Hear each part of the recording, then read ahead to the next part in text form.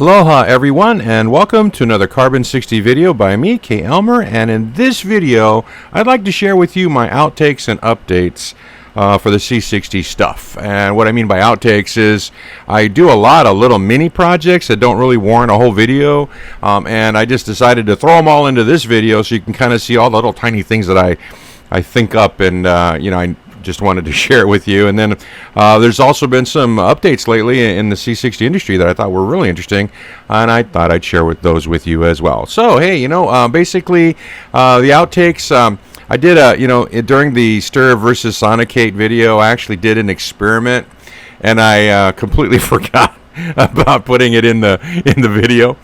So I actually I did the experiment. It was supposed to go in that video, and I totally forgot I did it. And I was actually done with the video and uploading it, and I was like, oh snap, I forgot to put it in. But so I'm going to share that with you. I did this thing called the jar experiment. I got the idea off of Longecity. I've been playing around with stir bars ever since that the Stir versus Sonicate video. I've been trying different stir bars, trial and error. Came up with this idea for vacuum sealing, some different type of oil to use. And then for updates, LivePet has produced a patent. I'd like to cover that. That's fantastic news. Red Lion has published a new formula, the third one now, and they're tinkers like the rest of us, and so they keep finding new ways to do things. So I'm going to cover that new formula with you, and then let's take a look at behind the scenes at C60 Lab. They were kind enough to send me some footage so you can actually see what a commercial lab looks like. That's kind of cool. So let's start off with the first one. This experiment was the one that went with that video, and what I wanted to kind of show or actually figure out was, like, is there a difference? Is there any kind of difference that you could tell without fancy equipment and tons of money from the result of the difference between stirring your C60 oil or sonicating your C60 oil? So I did an experiment just to see, what if there was a difference that I could detect. And basically I had two liters. They were both 80% MCT oil, and when I use MCT, I always use 100% caprylic acid. And then, of course, 20% just regular coconut oil. I'm adding the longer chain triglycerides, hoping that I could get higher saturation. Both liters had 1.25 grams of powdered C60 each. That I just picked that number out of the air, just part of the experiment.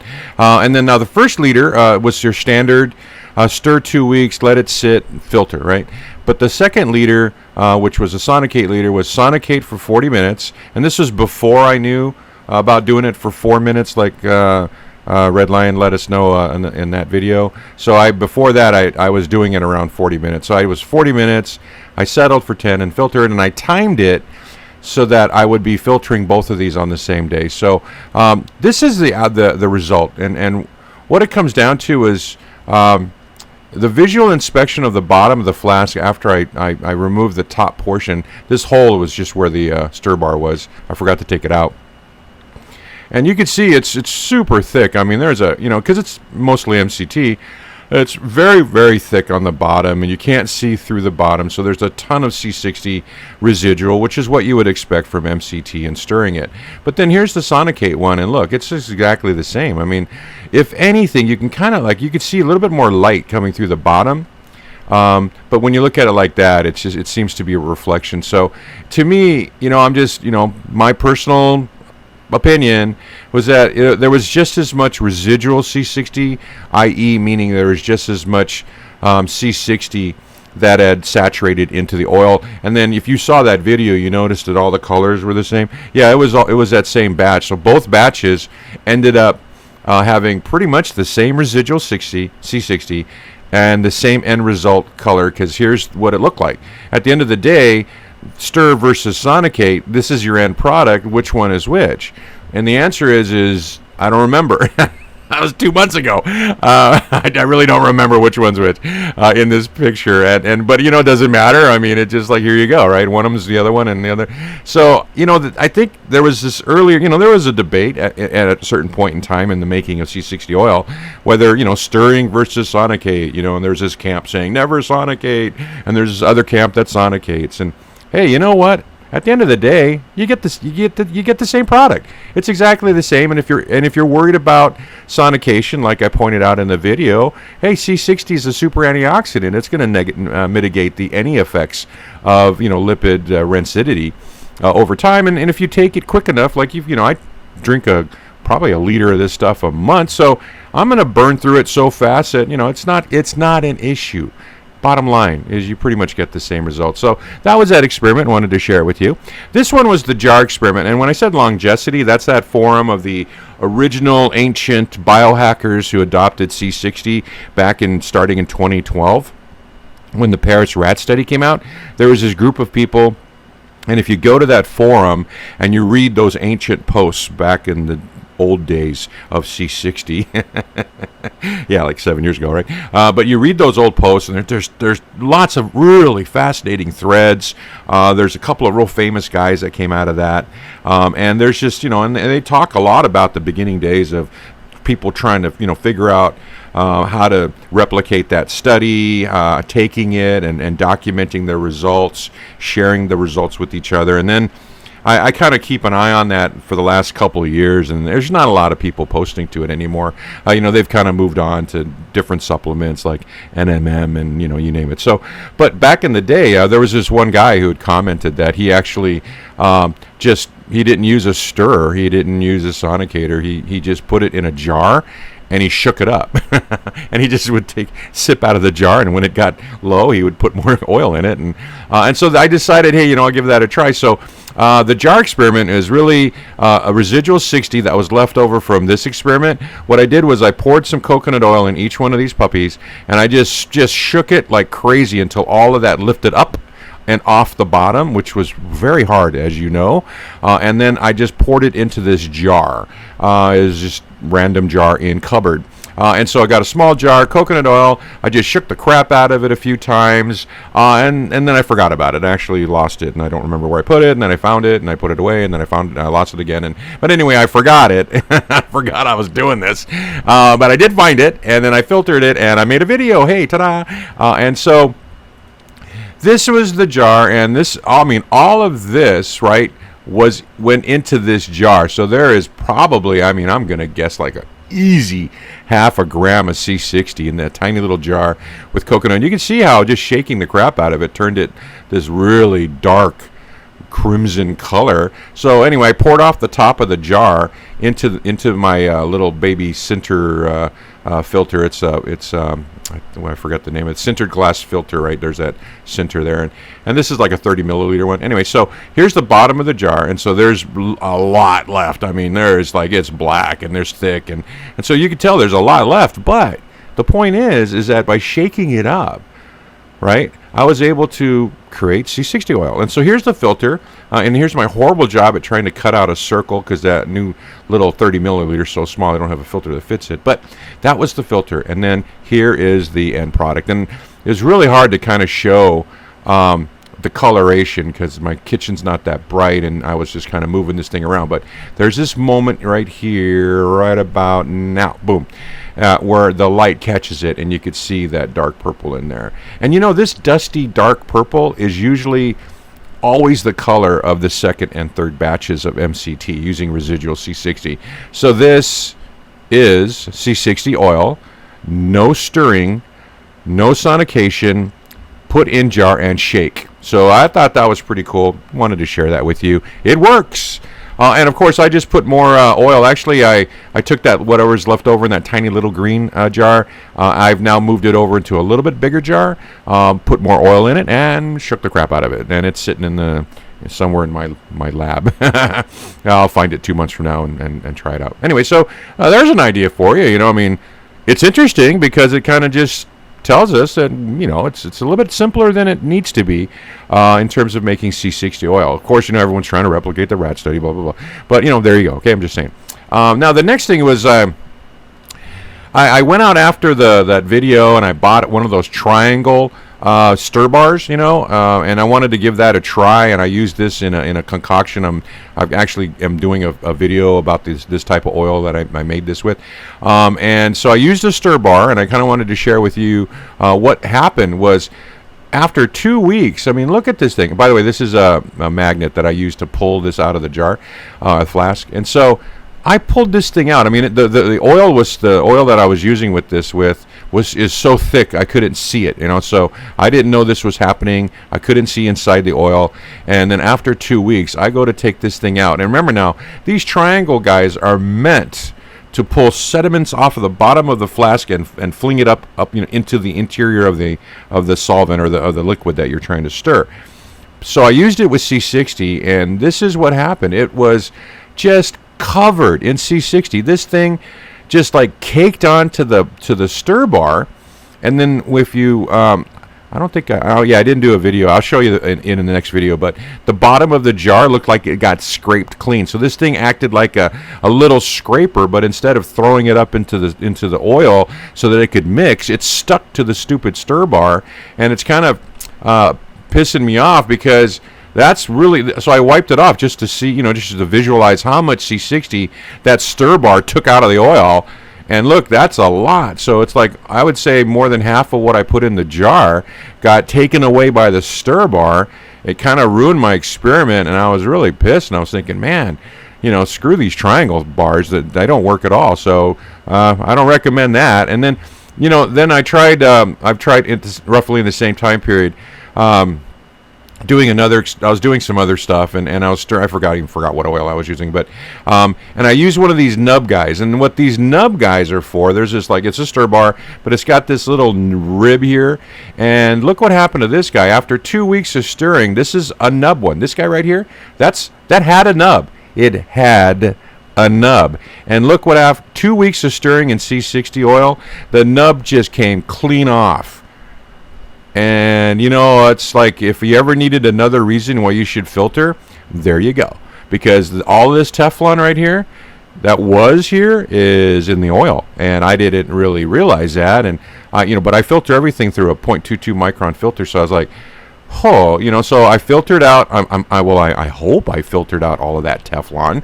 I didn't want to throw out a whole batch of C60 oil. I mean, it was a small batch, but, it was just like, it was another upsetting. It was like, wait a minute, this thing, A, it worked as a stir bar, but B, it left all that, it basically grinded off the Teflon and put the Teflon in my oil. I'm pretty sure I did filter it out, but that's not good. So it's trial and error, and just passing this along because sharing with you guys is what I do. So now this one here, it's just a little outtake where I actually got to use power tools, which is for a guy. That's like a major, and so anyway, I got to use some power tools making C60 oil. But what I did basically, though, is I wanted to just kind of tinker around with how do I take the air out of the flask while I'm stirring the oil? Because there's a couple of really good points that were made on the chat group recently, and one of them was you don't want to get, on the very top of the oil, there's that little dimple when the oil is spinning. And the thing is you want that dimple, but you don't want a tornado. And the reason that was brought up was if you create a little tornado at the top of the oil, it's going to pull air into the oil, and you don't want to. That's bad, because remember, the two things you want to absolutely avoid when making C60 oil is air and light. And so I was just kind of thinking about that and tinkering around, thinking, okay, how do I, it's easy to get the light, turn it off, right? But how do I get the air out of the flask between the bottom of the stopper and the top of the oil? And then you don't have to worry about the tornado effect. And so I was thinking, why don't I just put a valve in there? I already have a pump. So I grabbed my rubber stopper, took my drill, drilled a hole in the stopper, and I got this little green aquarium valve. It was like $1. This is a whole $1 experiment. And then I already got the pump. We all have pumps. We all have stoppers. Y'all probably have a drill, and so it's $1. And then of course you get some C60 oil. So it's a pretty simple experiment. It was just an experiment to see what would happen. I have a second version of this using lab equipment, a whole whopping $10 experiment. But this is a $1 experiment. You drill a hole, you take the little, and this is an air valve. It's for aquarium pumps, and I just shove it in there. Of course, you drill the hole smaller than the thing. But so then, and that's it. You just stick it in there. You push it down real hard. You create an airtight seal, right, by pushing it down hard while your oil is stirring. You open up the valve, right? And that's it. Just ta-da! And then of course you plug your you got Swifts don't have a button, but I think the new ones do. I got an old one, so the old one doesn't have a switch. So just turn it on. It's gonna suck all the air out because this valve needs to be open. The first time I did it, that thing was close. Anyway, and then I let it run for like 10 minutes to suck, because it's not that strong a pump. So I just run it for 10 minutes. It sucks all the air out, creates a vacuum in between the bottom of the stopper, top of the oil. Here I'm just closing the valve. See, the valve is tight, and when you're done, you got just pop this puppy out. It actually pops right out like that. It sticks to the, there you go, and you're done. And you have now created a vacuum where there's no air. You put it in dark, and you've got like the absolute perfect conditions for making C60 oil. So there you go. Now this one here is C60 Udo's oil, and it's kind of funny. Somebody came on the forum and they asked if anyone's making C60 Udo oil, and I was like, yeah, I made it. And then I realized, wow, I never really did a video about it or talked about it before. But yeah, I make C60. This is my go-to daily sort of oil. I mean, my daily oil, after like a while now, I've kind of settled into this. I take a tablespoon of Udo's C60 and a tablespoon of caprylic acid, which is MCT. The caprylic acid, as you know, is like brain amp juice, and the Udo's oil is my supplement of omega-3, 6, and 9. And so, it works out really well, because one of the things, the reason I started taking Udo's oil, and of course making it into a C60, right, combine things, because that's what I do, was because I get like a full-on blood work every year, and then after the first year of doing C60, and I recommend you all do this too. This is pretty good, important thing to. But for like 5-6 years in a row, I've had really good cholesterol. I mean, under the numbers, in the normal range, no reason to take drugs. I'm good, And then 1 year though, after the first year, I was taking C60 oil because I take a lot. My cholesterol went up. And there was only one thing that could have done that, and it was because I was taking more oil than I normally did. Because I used to take an omega oil supplement to get the 3, 6, and 9 omegas. And so I decided, well, I need to cut down on oil. That's why, I don't know if you've seen my videos on the topical C60, I'm really driven to try to find a way to take C60 with less oil. And this was just one way. So I got rid of my krill oil. So that's how I was getting my omegas, and so I decided I'll just take my C60 in omega oils, and then I got less oil. So now I no longer have to take oil in other words, I was taking krill oil for omegas and taking C60 oil for C60. So if I get rid of the krill and I combine the two, now I'm taking less oil every day, and hopefully cholesterol gets better. So that was the idea behind Udo's oil. Now, in terms of Udo's oil, basically, here's my materials and methods. You buy a 32 ounce of Udo's oil, Amazon, $34. 1 gram of C60. Right now, it's running 120 in the Telegram C60 chat group co-op. Okay, so we buy. I don't know if you know this. We buy.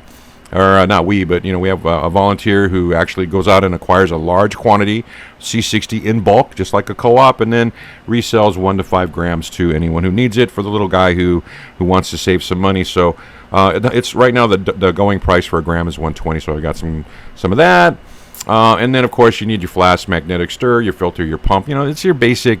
Make some C60 oil. Stir 2 weeks, rest 1 week, filter it. Okay, but the cool thing is that the net cost for me to take my omega vitamins or my omega oil supplements plus the C60, it comes out to $4.81 an ounce. That's actually lower than retail if you were to buy just regular C60 oil, not to mention C60 omega-3, 6, and 9 oil, right? So there you go. But a little bit about Udo's. It's actually a very superior oil. It's got all the right things going for it. It's vegan, non-GMO, blah blah blah. And then here's your basically breakdown of 3, 6, and 9. And it's got a lot of different oils or different fatty acids in it, and it's very, very healthy. One of the things, and it's really cool. Look at how yellow that is. But just real quick, the guy who came up with this formula, if you just Google him or just go on YouTube, you'll find out that he came up like 30-40 years ago into the nutrition world, and he's really an older guy in his 70s, and he was like on par with Atkins, where at the time, if you remember years ago, and it probably, you still see that, is that, fats are bad.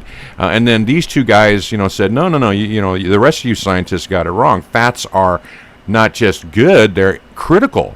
And so Atkins was all about eating meats and fats, and when everyone was saying, don't eat red meat, don't take fats, he was all about the Atkins diet now, which has become, of course, now the ketogenic diet, which is a huge fad. And it's also not just a fad, it's actually really healthy for you. And then the other thing was Dr. Udo was out there promoting his special blend of omega oils, telling everybody you need this, you have to take oils, you need a diet that has fats. And everybody was doing low fats. And so he has this one video where he tells a story about he had to go out, and to prove to people he was right, he went and solicited a bunch of athletes, long distance runners, and he basically had like 3 or 4 or whatever number of them start taking his oil right before a run and follow this diet that he put together, but it was high fat diet and using his oil. And the results of his experiments at the time, this is a long time ago, was that these runners that were actually taking a high fat diet before a run outperformed their prior results by up to like 60%. They ran longer and faster and had less recovery time, after the race. And so he really proved his point. He became kind of like an Atkins guy in that world, if you follow it, and so forth. So it's interesting. So I highly recommend Udo's oil. Of course, I don't get anything for selling that. I don't endorse stuff. So, okay, but here's the first point I want to make. First of all, it's really cool yellow looking, so I don't know if you think, it's just cool. And the second thing is just to make a point. This thing, the viscosity of this oil is similar to olive oil, okay?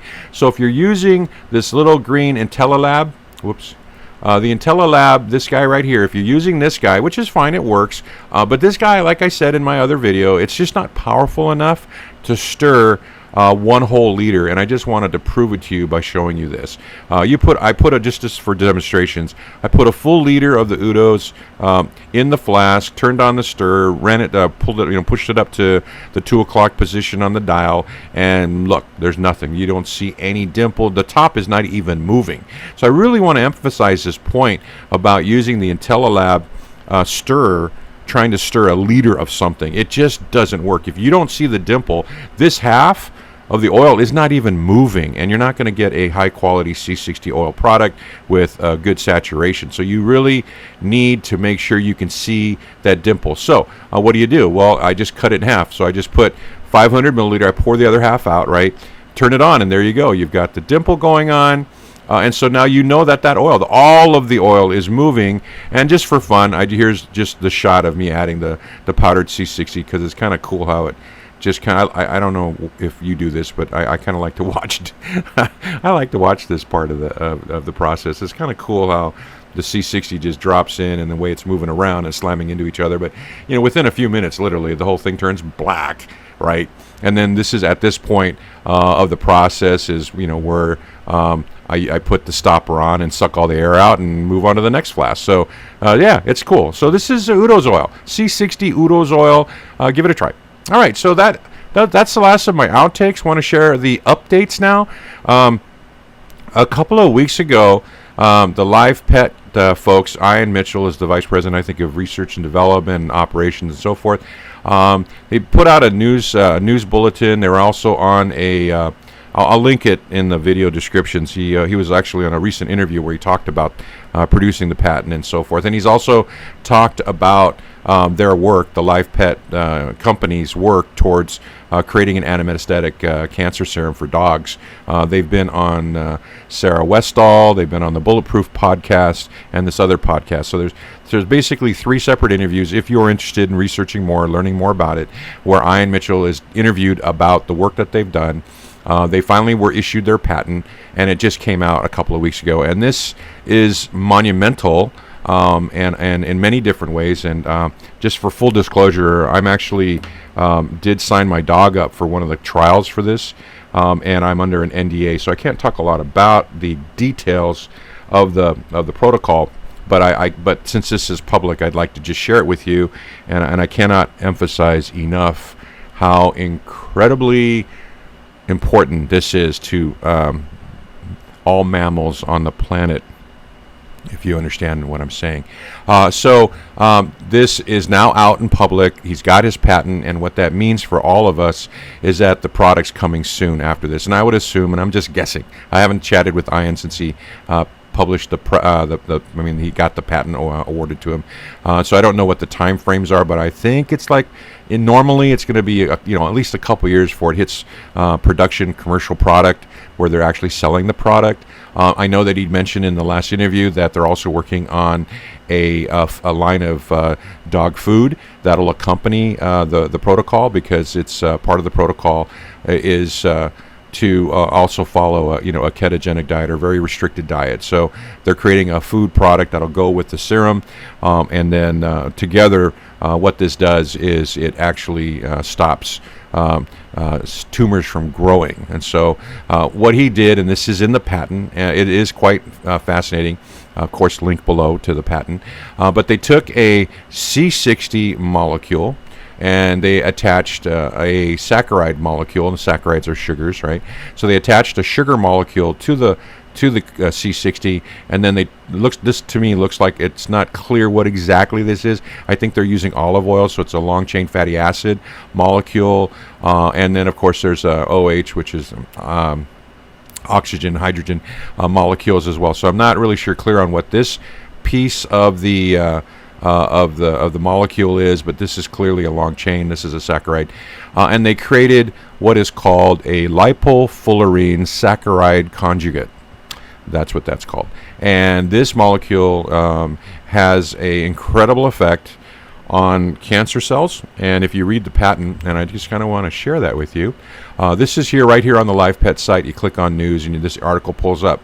But what I really want to show you is, and you could read the full patent here, and let's go to that in a second. But when they basically took their mice, this was part of the experiment. They took mice, they gave the mice cancer, and then they gave the mice the serum. And look, this is week 6 of the mice developing the cancer. They're using a green fluorescent type of enzyme that shows up on a whatever equipment they're using. I forgot the name of it, and it's bright green. And then they give them the serum in 0.5 weeks, 3.5 days after they start the protocol. It's a 7-week protocol. Look at the tumors and the size of those tumors. So the patent goes on and on. It's quite a detailed patent about this, about the new metastatic serum. And so it goes into here basically and I just want to point out, there's that diagram, and then there's a lot of charts, a lot of mouse pictures showing all the things. So I just want to, let's see if I can find this one graph. I kind of want to show the one graph in the patent that I thought was just pertinent. That's kind of a bummer, it's sideways, but basically this line right here is the size of the tumor and the volume of the tumor, and these are the number of days after, so they start at day 0, they start treating the mouse. At day 0, the mouse has got a big ass tumor. Sorry, apologize for that word.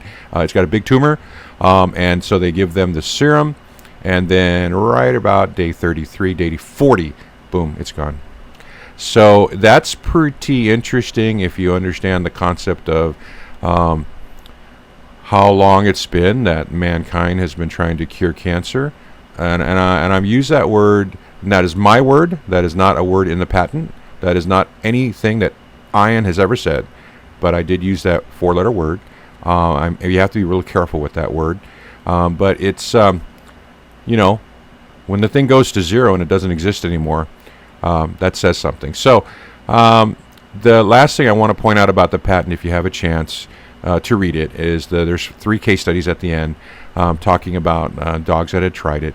And it was just amazing. I mean, it's amazing where, like case study 2, approximately 10-year-old dog was found to have a tumor between its subject shoulder blades, This one was interesting because it had a litter mate that had the exact same cancer, and it died. And so this other dog was treated, and it lived. Its litter mate had died of the same cancer in the same place. The dog that took the serum survived and is doing really well. And here it is. By the end of January, the coughing had stopped. It was coughing because the tumor was pressing on its lungs, and it had basically, and the tumor was no longer obviously visible without touching the subject to feel it, and that the owner had estimated that the tumor had shrunk by 2/3, and happy dog. So this goes beyond amazing. And I just recently lost my dog, and timing is everything, and I do have another dog, and so this is just amazing. I'm very emotional about dogs dying of cancer, let me tell you. But for Ian to do this, I congratulate you, Ian. Thank you for existing on planet Earth. Thank you for doing this. Anyway, so link below. Take a look at the patent. So new formula for Red Lion. They tinker. So if anyone, hopefully you're not getting frustrated that they keep changing the formula. They're not doing it on purpose. Well, actually, I guess they are doing it on purpose, but they're doing it on purpose to find a better product, to make a better quality, et cetera, et cetera. And so here's the new formula, and this came out in the June 8th newsletter. For those of you who are not familiar with the fact that they actually have newsletters, sign up, get their newsletters. They have a ton of information in those newsletters about what's going on at Red Lion, and just following the story of them building arc reactors and developing their own C60 powder, or not powder, but their own C60, raw C60. It's just fascinating. Anyway, so they have a newsletter. The June 8th newsletter said, hey, we got this new formula, give it a try. And so this is it. And really, this little hairy arm right here is actually not me. This is Gregory Johnson on the Telegram C60 chat group. And he's the first guy to give it a try, I believe. And so he basically told us in the chat that he took this stock pot, filled it up with, I think, 5 liters of olive oil, Kornecki olive oil, put it on a hot plate, and he's following this protocol. And so it is basically, and this is what's amazing about these new, the jar thing and this thing, is that these are people making C60 without stirs, without sonication. They're just making it different ways, which I think is great. As a tinkerer, that's to me an awesome development. So basically, and this is using pulverized C60 from Red Lion. You mix the C60 with high quality olive oil, mix very well. Step 2, you heat it. Now you take the stock pot, you heat it to 85 degrees centigrade, that's like about 176 Fahrenheit, for 24 hours, for 1 day, and then let it sit for 10 days without heat. This was the original formula in the newsletter. And then at 10 days, mix very well, heat it again for 1 whole day, then let it settle for a further 4 days or longer if you want, and then just filter it and bottle it. That's it. That's the new formula. Greg's halfway through. He just reported a few days ago that he got a pro tip from Karen about doing that. And so there's Karen is the office manager human at Red Lion, and hi Karen. And so she just pointed. This is what Greg wrote in the Telegram chat. It was just a point of information for those who are using the new Red Lion protocol for PC60. That means pulverized C60. Karen from Red Lion gave us a pro tip. She suggested keeping the oil at 37 degrees centigrade during the 10-day settling process, and after the second 20-hour. So during these 10 days, Karen's now saying, hey, you know what? Pro tip: keep it at 37 degrees centigrade, not room temperature. Just keep it a little bit warmer than room temperature. Okay, while it's settling, and then after on the second day, you heat it back up to that 85 degrees centigrade, and then let it settle again. That's the pro tip. You can just read it right here. And then the thing that I pointed out about sonication in my sonication video was, the sonicators turn really hot, right? And they get really hot, and I noticed that when I sonicate olive oil, it gets hot, and when it gets hot, it doesn't taste very good. And so I was really like, okay, well, what's up with that? And so Greg is actually saying that after the first heat, the first 24 hours, and now it's currently, his batch is now just sitting on the hot plate, he's running, this is just showing 38, but he's, it goes up and down, right? It's supposed to be 37. But anyway, that the oil tastes normal after the first oven heat, and so that's awesome. And then I talked with Martin, and he also said that he hadn't noticed any degradation in taste. So I think that I'm just thinking that maybe I was using the not a great quality of olive oil, and so I asked Greg what kind of olive oil he was using, and he showed me this, and it's called the Minoan brand extra virgin olive oil. It's Kornecki, directly from Greece. And the cool thing about Greg, and kudos to you, man, was he figured out how to buy this stuff, but he goes to a Greek restaurant who buys it in bulk, and so of course it's like, you know, the Greeks selling to Greeks, so you know that they know what's going on. You're not getting fake stuff because they're selling it in their restaurant, and that restaurant has the I guess the distribution rights for this type of oil, and so he buys it from the restaurant. So pro tip from Greg: go to a Greek restaurant and see if they'll sell you the oil. So that's kind of cool. So that's the oil he's using. That's the new recipe or the formula. You know, give it a try. I haven't given it a try yet. I've got so many things on my stirrers. All my stirrers are full. As you could tell from this video, I do a bunch of things all the time, so I can't even get to this thing for a while. And I don't have a hot plate stirrer. I mean, Greg had one. I don't have a hot plate stirrer. I have a hot plate, but I don't really want to, you know. So, and he, by the way, he's not stirring it. He's just using the hot plate. So that's that. So that's kind of cool. A formula for making C60 oil without magnetic stirring. Just mix and heat and sit, and mix and heat and sit. Pretty interesting, isn't it? Okay, so my last update for C60 was Dave at C60 Labs. He sent in a video to me just to kind of show me and wanted, you know, said, hey, go ahead and share this, which was, you know, how he does it. And so this is kind of cool because, as you probably can guess, you know, I really keep my eye on C60 stuff, and no one has ever shared the behind the scenes at a commercial lab. So I thought it was really cool, and I just wanted to share it with you. I'm going to do real low tech audio here, but I just wanted you to share this. Here you go. The stirrers we use are Maelstrom. We typically stir in 3-liter flasks. This is not 3-liter flask, but I threw some extra in this 5-liter beaker.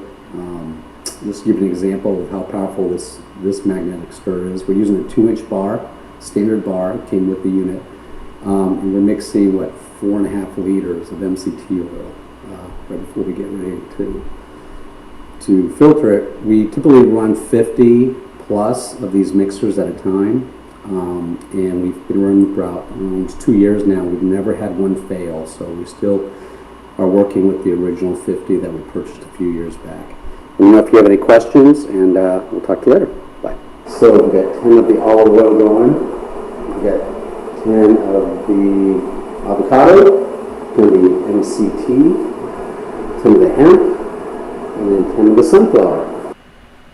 So totally cool. Thanks, Dave, for sharing that. I mean, this is kind of interesting. This is only open. Just want to point out some things that I clarified. This is only open for the demonstration of this video. It's a 3-liter flask, 2-inch stir bar using a Maelstrom stir. This is not a hot plate, so it's stirred at room temperature. He does cover them. You can't really see it in the video, but these are all covered while they're stirring. These Maelstroms, you can actually get them on eBay. I think they're like $130 or something, but they don't have a heat pad. But you know what's really cool? What he said was he's been running his, you know, all of these, like right here, you see all those in the video. He's been running a whole bunch of these things every day, 24 hours a day for 2 years, and not one of them have failed. And that's pretty amazing. So this is a pretty hardy little piece of equipment if you're looking for a magnetic stir for big batches. You know, totally cool there. And then the other thing about this room that I asked him about, you know, they do cover it. It's kind of hard to see that they're all covered. Was that this is their clean room. So they actually have a clean room dedicated to their mixing and to their preparations, which is a sign of, you know, the professionalism. That's anyone, you know, I run into a lot of people that want to get into selling C60 oil, and I can't emphasize enough how important that you got to follow basic FDA kind of regulations, which is, you know, you're producing something people are going to ingest, so they should have a clean room, you know, all those protocols, cover your head, cover your feet, all that kind of stuff. And so this is amazing. I just wanted to say thank you for sharing. First time in history, I think, that, I mean, I'm just saying that anyone has ever shared, you know, the behind the scenes at our lab. So thanks a lot, Dave. That was really cool. Thanks for sharing. And that's Dave at C60 Labs. Okay, so anyway, that's it. Thank you. Thank you for hanging out with me. I really appreciate it. I hope you like all the weird stuff I do and all my tinks. I'm calling them tinks because I'm a tinkerer. So I decided all my tinks are all these little weird things I come up with to try. Anyway, so that's what's up going on with my tinks. This is what's going on in the industry. Got some really cool stuff happening. And I just want to say thanks a lot for spending time with me and watching my video. I do appreciate it. You guys are great. Aloha. Have a great day.